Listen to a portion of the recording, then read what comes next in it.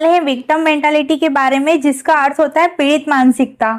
इसमें हम अपने आप को एक विक्टिम की तरह मानते हैं। हमें लगता है कि हर बार हमारे साथ ही गलत होता है, जैसे कि मेरी तो किस्मत खराब है, मैं बहुत दुखी हूँ, मैं कितना भी अच्छा कर लूँ मेरे साथ हमेशा गलत ही होता है।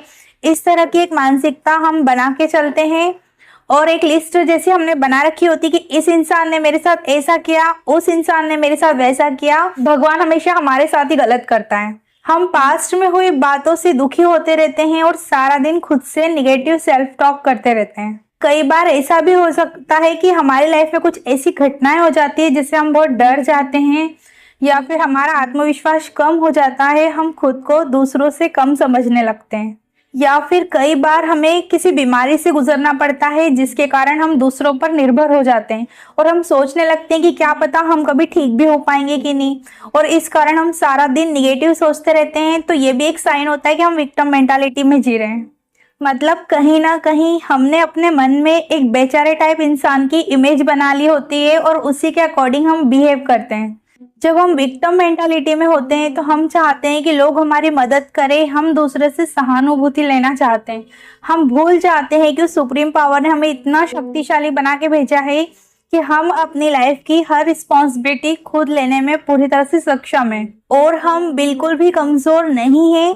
हमें बेचारेपन वाली इस मानसिकता से खुद को बाहर निकालना है और अपनी हर रिस्पॉन्सिबिलिटी खुद लेनी है। हमें हालात के लिए कभी भी परिस्थितियों को दोष नहीं देना है, क्योंकि इस दुनिया को जीतने वाले ऐसे भी लोग हैं जिन्होंने हर परिस्थिति से ऊपर उठकर जीत हासिल की है। लेकिन ये भी सच है कि इस दुनिया में हमारी लाइफ में कुछ ऐसी बातें तो होती है जो हमारे नियंत्रण में है, लेकिन कुछ ऐसी भी बातें होती है जो हमारे नियंत्रण से बाहर होती है। जीवन के उतार चढ़ाव में हम सभी के जीवन में एक समय ऐसा आता ही है जब हमें लगता है कि हमारी लाइफ कहीं रुक सी गई है, हम आगे नहीं बढ़ पा रहे, हम कहीं स्टक होकर रह गए हैं। लेकिन सबसे जरूरी है कि हम इससे बाहर आए, क्योंकि जब हम पीड़ित मानसिकता में होते हैं तो हम अपने साथ साथ अपने परिवार के सदस्यों को भी दोष देते हैं।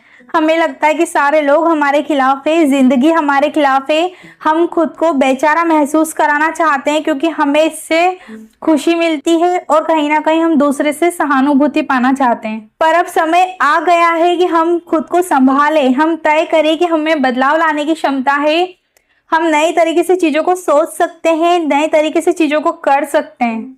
हमें अपनी जरूरतों और इच्छाओं की जिम्मेदारी खुद लेना होगी और दूसरों को दोष देने और जिम्मेदार मानने के इस जाल से बाहर आना होगा।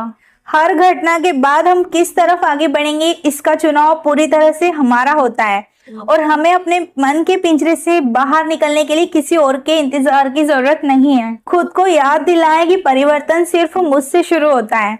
एक पीड़ित मानसिकता वाला इंसान हर समय ये सोचता है कि अच्छा समय कब आएगा, जबकि एक सर्वाइवर हर समय हर स्थिति में अच्छा महसूस करने का निर्णय लेता है। एक पीड़ित मानसिकता वाला इंसान कठिन परिस्थिति में आगे बढ़ने से डरता है, लेकिन एक सर्वाइवर हर परिस्थिति में आगे बढ़ता है। एक पीड़ित मानसिकता वाला इंसान हर समय आत्मदया में जीता है, जबकि एक सर्वाइवर हर समय अपने साथ साथ दूसरों की भी मदद करता है।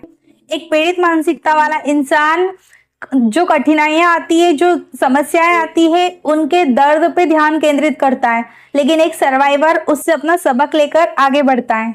इसलिए अब समय आया है कि हम खुद में बदलाव लाएं, नए तरीके से सोचें, नए तरीके से चीजों को देखें और हर परिस्थिति का सामना करें।